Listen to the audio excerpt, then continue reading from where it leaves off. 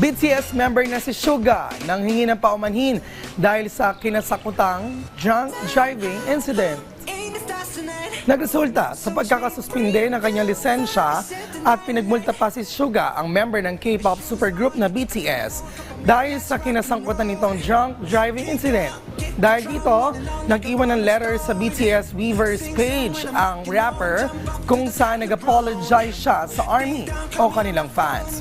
Ikinwento rin ni Suga sa nasabing sulat ang nangyari noong gabing nang siya ay nahuli. Ayon sa translation, ginamit niya ang kanyang electric scooter pauwi galing sa isang dinner kung saan siya rin ay napainom.